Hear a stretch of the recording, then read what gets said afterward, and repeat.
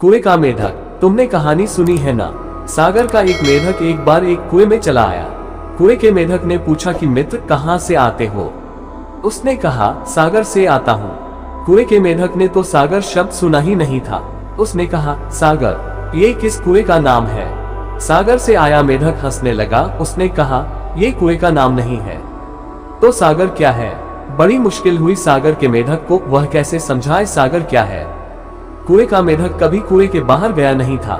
सागर तो दूर, उसने तालाब भी नहीं देखे थे। कुएं में ही बड़ा हुआ, कुएं में ही जिया। कुआं ही उसका संसार था, वही उसका समस्त विश्व था।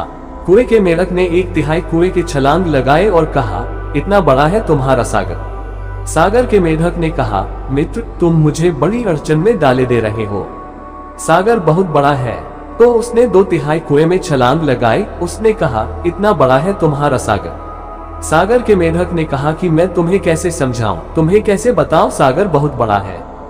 तो उसने पूरे कुएं में एक कोने से दूसरे कोने तक छलांग लगाई। उसने कहा इतना बड़ा है तुम्हारा सागर। और जब सागर के मेढक ने कहा ये तो कुछ भी नहीं है, अनंत अनंत गुना बड़ा है, तो कुएं के मेढक ने कहा तेरे जैसा झूठ बोलने वाला मेढक मैंने कभी देखा नहीं। बाहर निकल, किसी और को धोखा देना। तूने मुझे समझा क्या है। मैं कोई बुद्धू नहीं हूँ कि तेरी बातों में आ जाऊं। इसी वक्त बाहर निकल। इस तरह के झूठ बोलने वालों को इस कुएं में कोई जगह नहीं। ये कहानी बड़ी अर्थपूर्ण है। यह आदमी की कहानी है।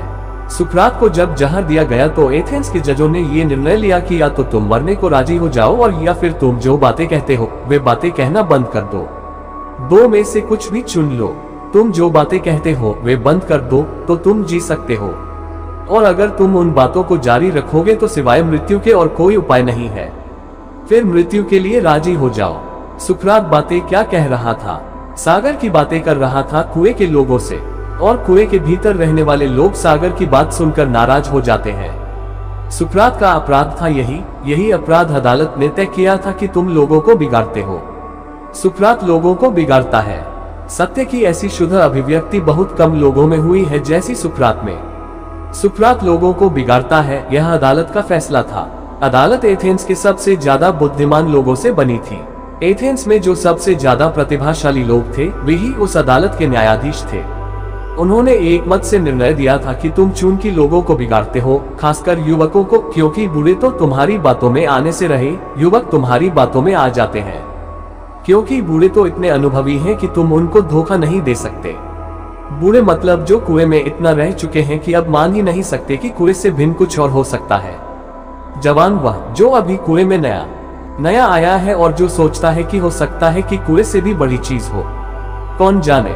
जवान में जिज्ञासा होती है, खोज होती है, साहस भी होता है, नए को सीखने की तमन्ना भी होती है। बूढ़ा तो सीखना बंद कर देता है। जैसे जैसे आदमी बूढ़ा होता जाता है वैसे वैसे उसका सीखना क्षीण होता जाता है। और जो आदमी अपने बुढ़ापे तक सीखने को राजी है वह बूढ़ा है ही नहीं। उसका शरीर ही बूढ़ा हुआ, उसकी आत्मा जरा भी बूढ़ी नहीं है। उसके भीतर भी उतनी ही ताजगी है जितनी किसी छोटे बच्चे के भीतर हो। जो अंत तक सीखने को राजी है उसके भीतर सदा ही युवावस्था बनी रहती है। युवावस्था की ताजगी और युवावस्था का बहाव और युवावस्था की प्रतिभा बनी रहती है। लेकिन लोग जल्दी बूढ़े हो जाते हैं। तुम सोचते हो कि 70 साल में बूढ़े होते हैं तो तुम गलत सोचते हो। मनोवैज्ञानिक कहते हैं कि अधिकतर लोग 12 वर्ष की उम्र के बाद रुक जाते हैं, फिर सीखते ही नहीं। 12 वर्ष ये औसत मानसिक उम्र है दुनिया की। 12 वर्ष भी कोई उम्र हुई। 7 वर्ष की उम्र में बच्चा 50% बातें सीख लेता है, अब बस 50% और सीखेगा, और अभी जिंदगी पड़ी है पूरी। और 12 वर्ष की उम्र तक पहुंचते पहुंचते, या बहुत हुआ तो 14 वर्ष की उम्र तक पहुंचते पहुंचते सब ठहर जाता है। फिर सीखने का उपक्रम बंद हो जाता है। फिर तुम अपने ही कुएं के गोल घेरे में घूमने लगते हो। फिर तुम सागर की तरफ दौड़ती हुई सरिता नहीं रह जाते, रेल की पटरी पर दौड़ती हुई मालगाड़ी हो जाते हो। मालगाड़ी, पैसेंजर गाड़ी।